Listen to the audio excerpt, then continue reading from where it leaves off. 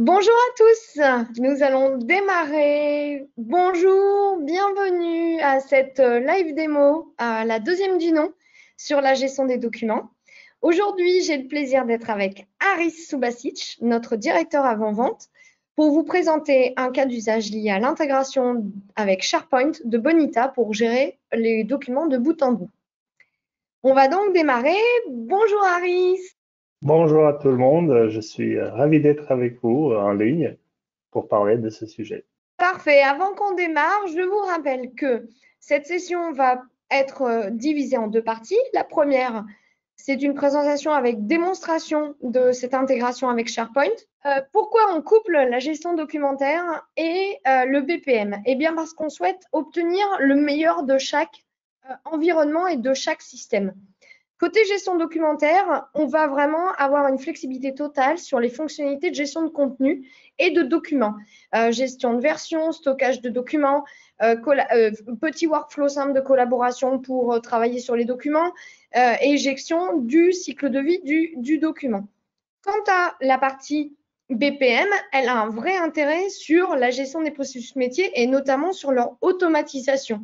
On va faciliter du coup l'automatisation du flux dans des workflows complexes dans lesquels on embarque des documents, mais également l'automatisation de création de documents à partir de contenus et de données qu'on va récupérer d'un peu partout dans le processus. Donc, coupler les deux, ça permet vraiment d'avoir une gestion de bout en bout automatisée et structurée et ça va avoir plusieurs avantages. Déjà, au niveau efficacité, au niveau du processus, on va vraiment gérer, chaque élément gère ce qui est vraiment important de son côté, que ce soit côté processus ou côté gestion de contenu. Mais aussi, ça va nous permettre de gérer des volumétries très importantes de documents en poussant toute la partie documentaire et archivage dans le CMS et en gardant toute la partie contrôle dans le processus du BPM. On va gérer aussi de façon très fine les droits en ayant une combinaison de la gestion des droits entre la partie document CMS et GED et la partie BPM et tout ce qui va être capacité d'automatisation, par exemple des validations, de création de documents et du coup, ça facilite tout cela, la collaboration. On voit du coup qu'on a beaucoup de cas d'usage qui vont permettre d'utiliser une GED et du BPM. Lesquels sont-ils? Eh bien, on va avoir par exemple des gestions de contrats. On peut avoir de la gestion de bout en bout de commande, des validations de compte rendu officiels. On peut avoir des certifications. On peut avoir des demandes de versement. On peut avoir tout ce qui va être lié à, par exemple, la création de documents pour l'onboarding de nouveaux clients, notamment par exemple dans le domaine bancaire. Pourquoi? Parce qu'en fait, on va ajouter, créer, supprimer, archiver des documents, mais également, on peut très bien faire ça avec du contenu et ensuite créer ces documents. On peut consulter le document et le valider à plusieurs niveaux. Donc, cette validation, elle va être soit côté CMS, mais on peut tout à fait l'imaginer lié à des informations métiers côté BPM. On va gérer l'automatisation à la fois de la création et du classement. Et ce classement, si on a des gros volumes, il peut se faire directement dans la JET, piloté par le BPM.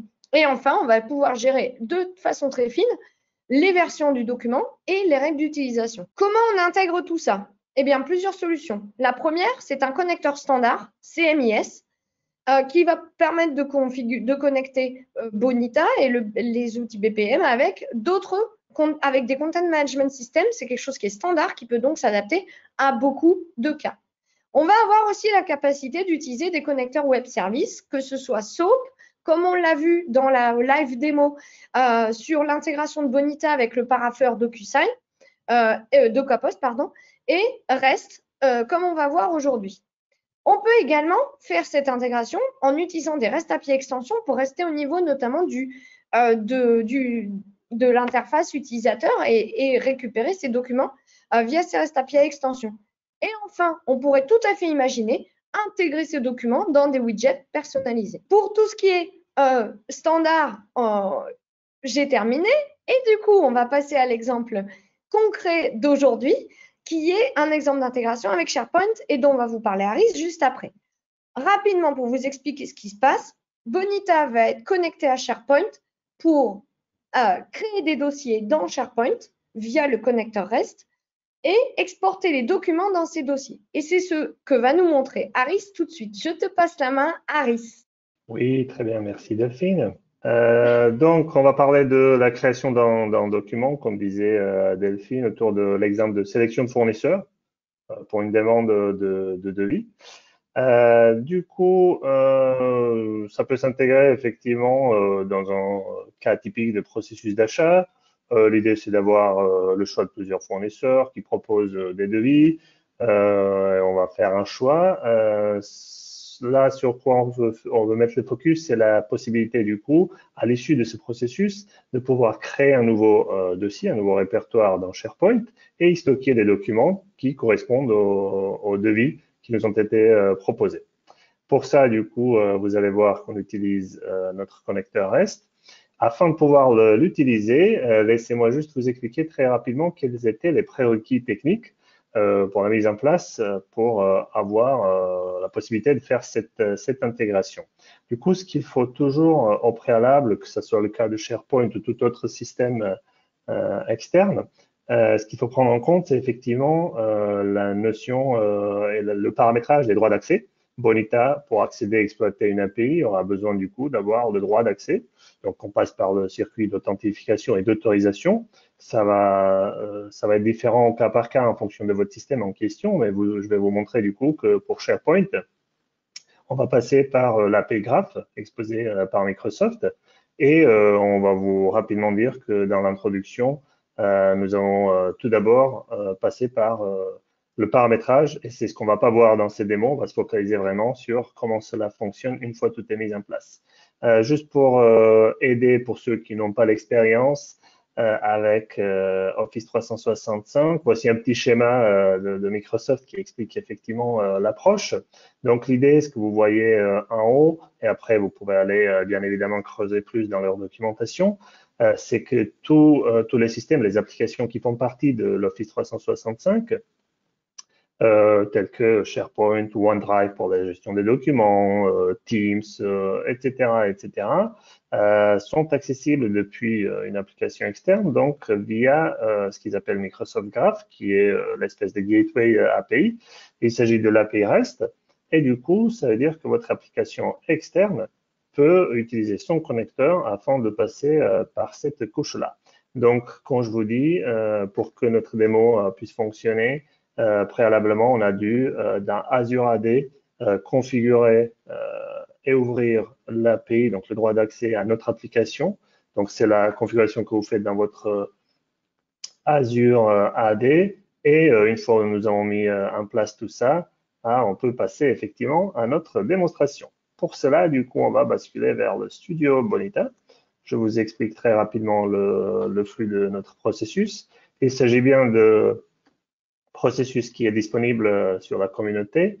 Comme ça, vous pourriez, suite à cette petite démo, reprendre le code source et voir vous-même comment c'était réalisé. Donc, c'est le processus qu'on appelle procurement. L'idée, c'est que la personne qui fait la demande peut sélectionner plusieurs fournisseurs potentiels pour un devis. On laisse les fournisseurs donner leur devis ou pas s'ils ne sont pas en mesure de le faire. Et après, on revient vers l'initiateur, celui ou celle qui a fait la demande, pour sélectionner le meilleur fournisseur. Et en fonction de ça, le processus va générer les documents qui correspondent du coup au devis. On va sélectionner le meilleur et on va le stocker dans SharePoint ou le cas échéant qu'on ne va pas voir dans la démo parce que ce n'est pas très intéressant, on peut abandonner la demande. Et ben, je vous propose du coup de basculer maintenant vers l'application, une living application que nous avons conçue et mise en place dans Bonita. Ça reste point de vue graphique relativement simple parce que, comme on vous dit, le focus c'est vraiment sur l'intégration avec SharePoint. Donc, on va d'abord faire une nouvelle demande. L'application est en anglais parce que c'est la base, mais je vous commente tout en français. Le demandeur, du coup, va faire un choix sur la liste de nos fournisseurs à qui il a envie d'adresser tout simplement la demande de devis. Donc, je vais en choisir 2, 3. Et après, on va pouvoir donc décrire quelle est la demande qu'on fait auprès de ces fournisseurs présélectionnés. Donc, pour faire cela, on va décrire quel est le sujet de notre demande. Je vais demander des cabines acoustiques pour nos espaces coworking.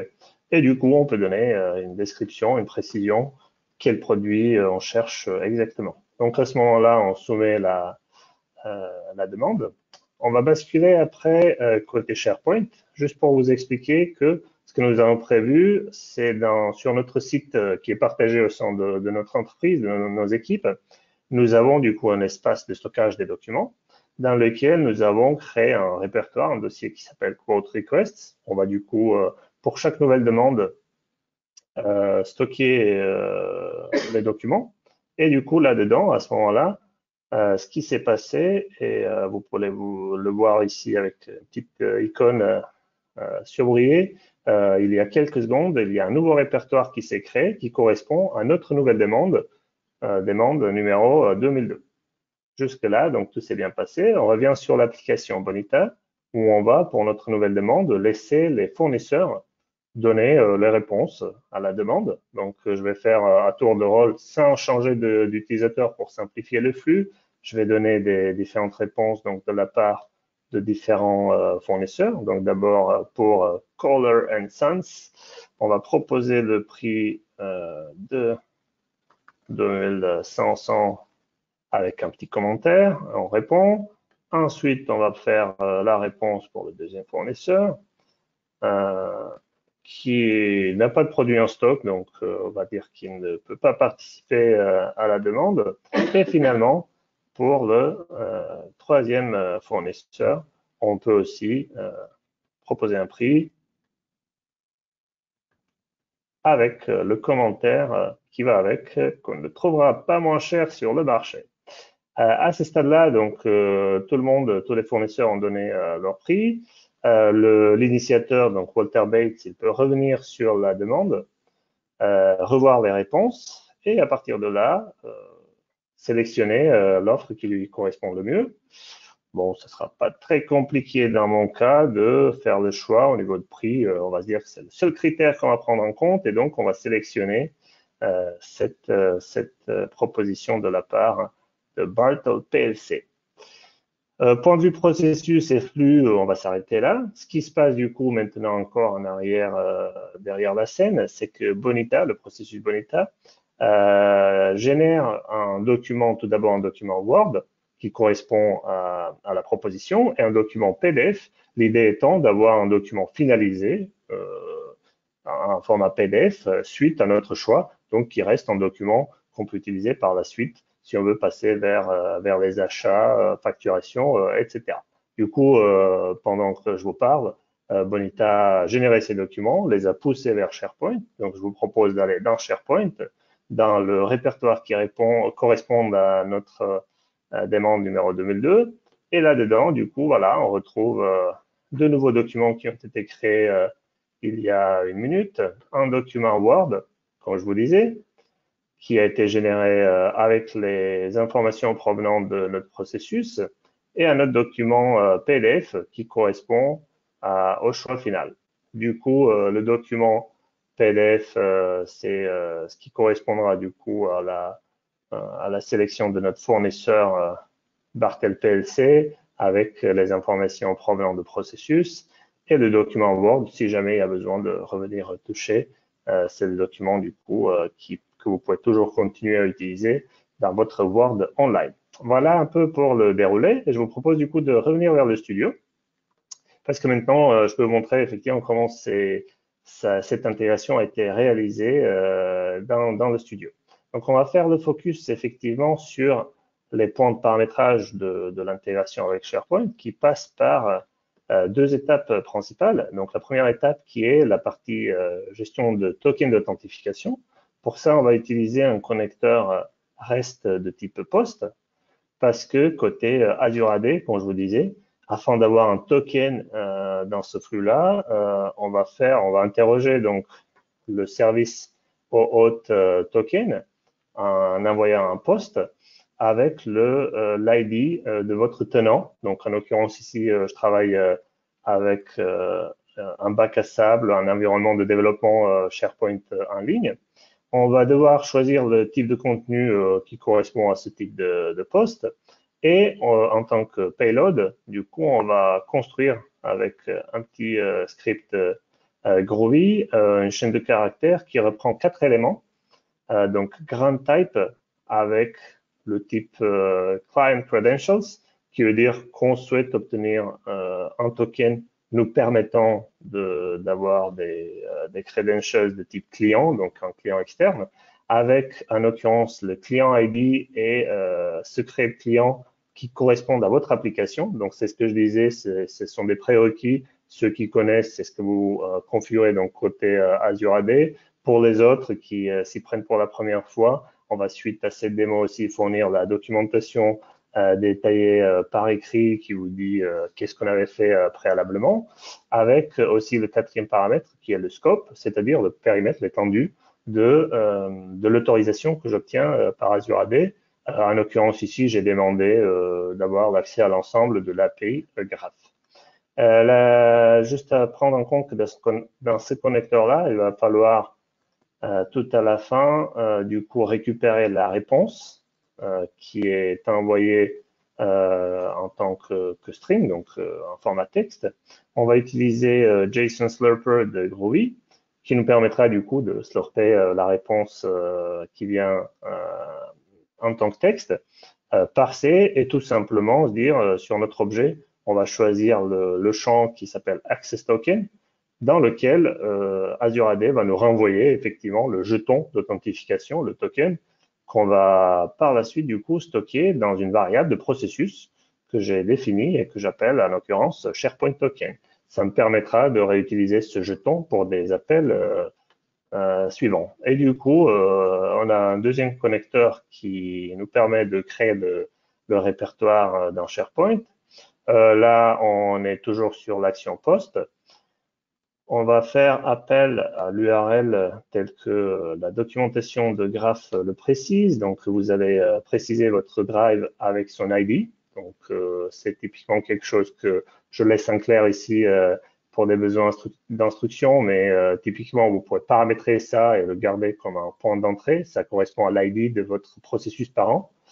Ou votre drive, effectivement, dans lequel nous allons, quand vous vous souvenez de tout à l'heure, stocker et créer un nouveau répertoire au sein de dossier qui s'appelle Quote Requests. Et pour cela, donc, on va avoir besoin d'envoyer comme payload un JSON qui contient le nom qu'on souhaite donner à notre nouveau dossier. J'ai choisi, comme vous avez pu voir, d'avoir le ID qui correspond au numéro de notre cas, de notre dossier côté Bonita. Deuxième paramètre, on crée un folder, tout simplement. Et une règle, on dit, en cas de conflit, on va définir la règle qui dit qu'on va faire du rename, c'est-à-dire que si j'ai opté pour un nom qui est déjà pris, que SharePoint va ajouter automatiquement quelque chose pour faire la distinction. Et pour tous ces codes-là, un point important, il faut ajouter dans les headers, dans les en-têtes, l'entête qui s'appelle authorization. Donc, vous tapez tout simplement authorization et comme valeur, on choisit SharePoint token qu'on a alimenté avec notre call d'authentification. C'est tout. Pareil à la fin, juste pour vous montrer la dernière étape de l'assistant. Ce qu'on fait, c'est qu'on va pouvoir récupérer, pareil, avec Slurper, parser le texte de la réponse.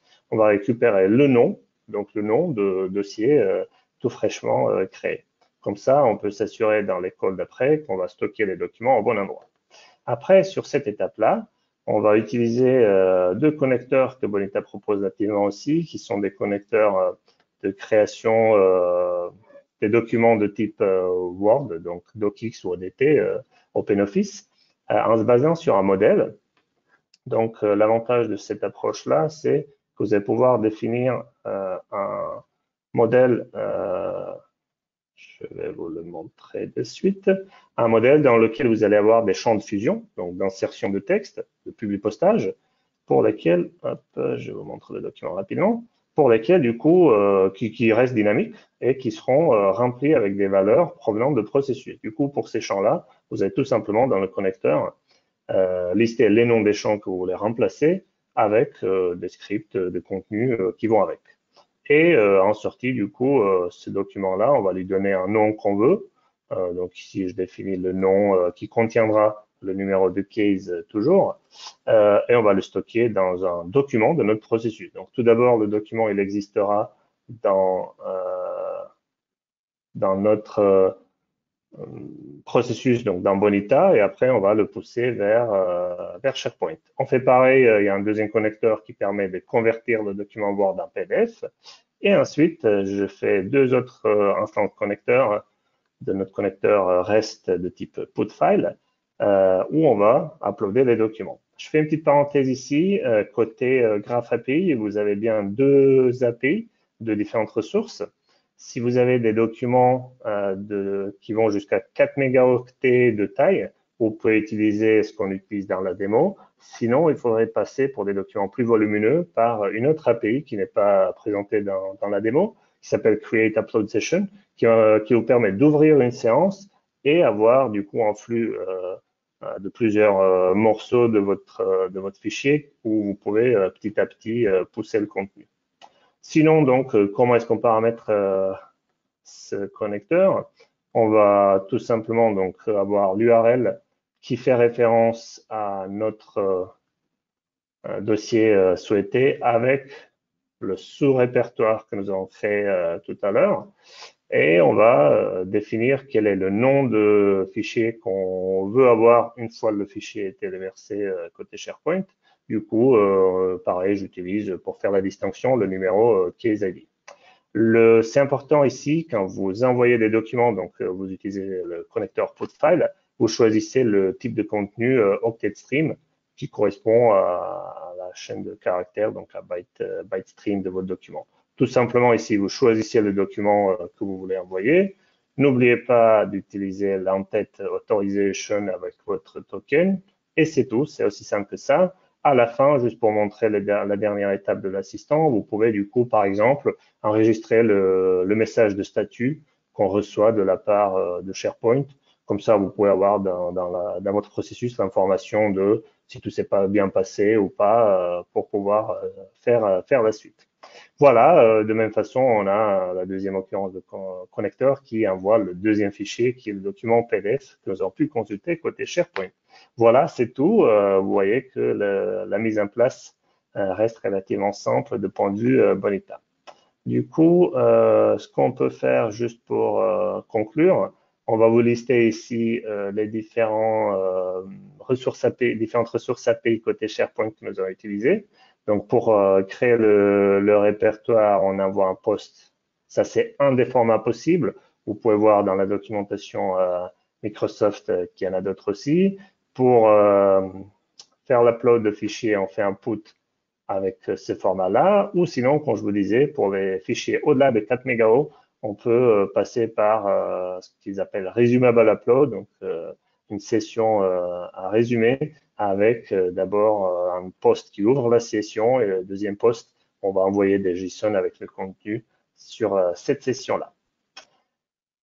Pour conclure, du coup, vous avez vu dans la démo, nous avons utilisé les connecteurs REST standard qui sont du coup fournis par Bonitasoft et que vous trouvez dans votre studio sur notre marketplace. L'avantage de ça, c'est qu'il s'agit donc du produit tel quel. Ce sont les connecteurs fournis et maintenus par Bonitasoft, donc vous avez moins de soucis à faire.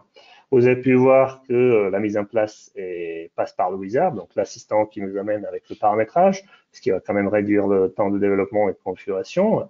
Et ce qui est la bonne nouvelle, une fois que vous avez compris comment le faire depuis Bonita, vous pouvez utiliser la même approche pour tout autre produit Office 365, que ce soit SharePoint, OneDrive, Excel, Word, Teams, etc. Donc, une fois que vous avez appris, on l'espère à l'aide de cette démo, vous pouvez élargir votre usage. En conclusion, quelques bonnes pratiques et conseils. On vous recommande d'externaliser le stockage des documents dans une GED, qui fait ça beaucoup mieux que Bonita. On a bien vu que Bonita peut vous aider à créer, à générer des documents tels que bon de commande, bon de livraison, facture, contrat, etc. Ça vous permet de gagner du temps lors de la création des documents à travers vos processus. Néanmoins, la bonne pratique, c'est depuis vos processus de pouvoir utiliser une GED, stocker les documents Et une GED aura quand même plus de capacité que Bonita à terme pour faire l'archivage, recherche, etc. Et vous avez vu du coup qu'à l'aide des connecteurs standards, on est dans une approche d'intégration simplifiée. Pour ceux qui souhaitent aller plus loin, une astuce plutôt d'expérience, que c'est toujours une bonne pratique de penser à enregistrer l'URL de votre dossier SharePoint dans votre BDM, parce qu'une fois le processus de sélection de fournisseurs est fini, si vous voulez prendre la suite pour faire le processus d'achat, etc., bon, il sera plus simple de revenir à chercher les documents si vous avez enregistré ça dans le BDM. Et point de vue intégration et démarche auprès de Microsoft Office, vous pouvez, si vous n'avez pas la main sur l'administration de votre Office 365, et de toute façon, vous pouvez créer un environnement de développement, une espèce de bac à sable qui est gratuit de côté Microsoft. Et de mon expérience, c'est aussi bien avant de se lancer dans l'intégration d'un Bonita, de prévoir de faire d'abord des essais en utilisant Postman, par exemple, ou tout autre client REST, ainsi que Graph Explorer, qui est un outil effectivement, un outil client REST en ligne, qui vous permet beaucoup plus simplement d'explorer pour chaque appel que vous voulez passer auprès d'Office 365, si vous avez le bon paramétrage, si vous avez les bonnes permissions, et plus facilement agir là-dessus. C'est quelque chose qui peut vous aider vraiment quand vous vous lancez dans la démarche d'intégration avec Office 365. Voilà pour la démo. Merci Aris. Très intéressante cette démo. J'espère que pour vous tout était clair et justement on va passer à la partie des questions-réponses. La première question, pourrait-on avoir un visuel du workflow dans SharePoint? Oui, effectivement, c'est envisageable. Je vais vous rappeler, donc si on revient, je vais partager mon écran et si on revient sur l'application Boni, hop, on va être là. Donc, on va se mettre juste pour un instant, donc on est vraiment dans l'application administration de Bonita. Si on se met, je vous rappelle que dans Bonita, nous avons la possibilité du coup, pardon, oui, ça je ne l'avais pas. Donc, on a la possibilité de faire la vue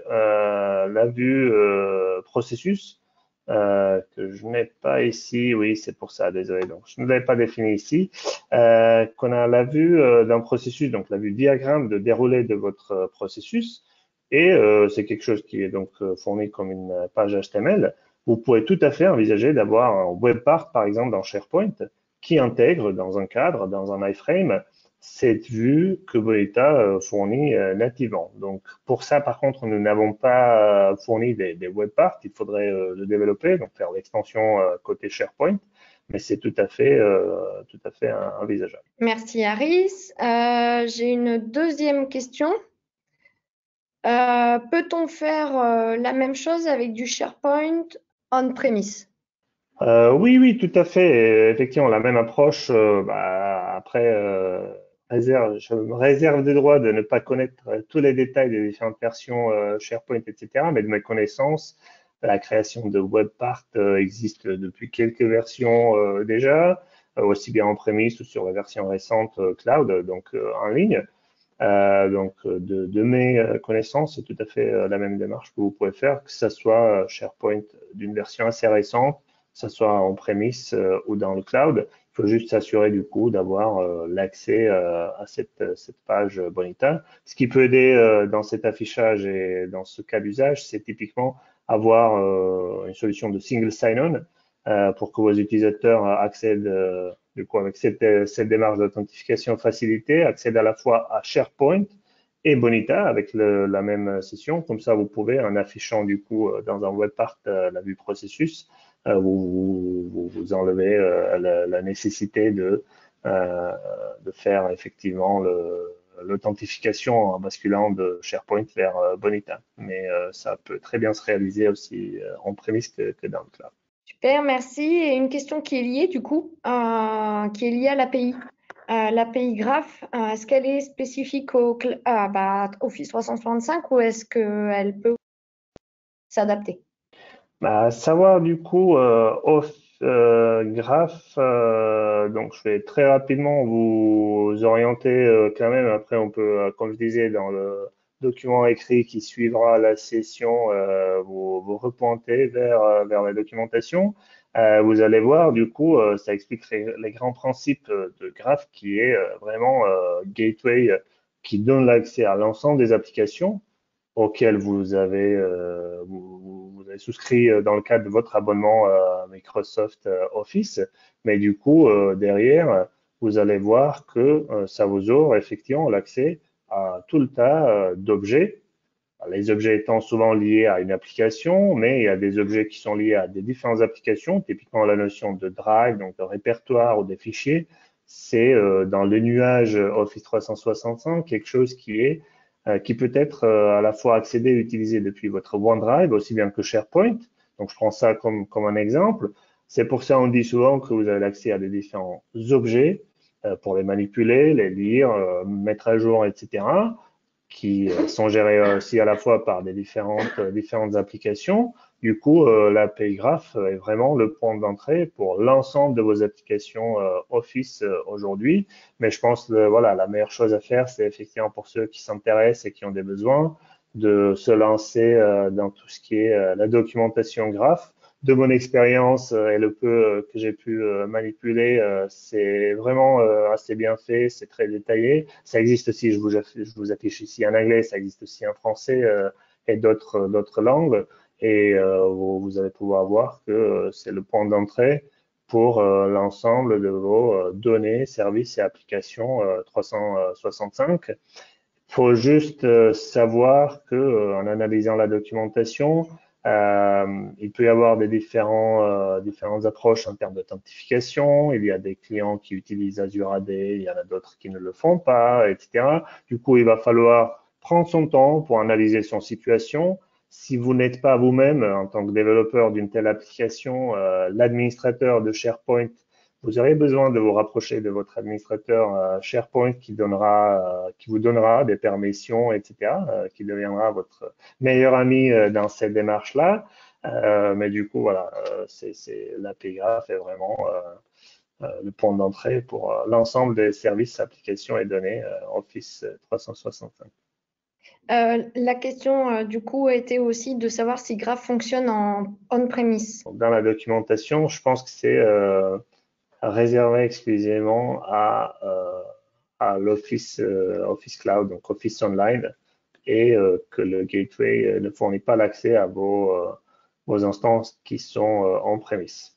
Par contre, point de vue approche Bonita, de ce qu'on a vu, ça sera la même approche. Vous allez devoir générer le token d'accès, donc le jeton d'authentification que vous obtenez par un premier appel et ensuite faire vos appels respectifs pour faire des actions. Donc cette partie-là resterait la même dans l'approche.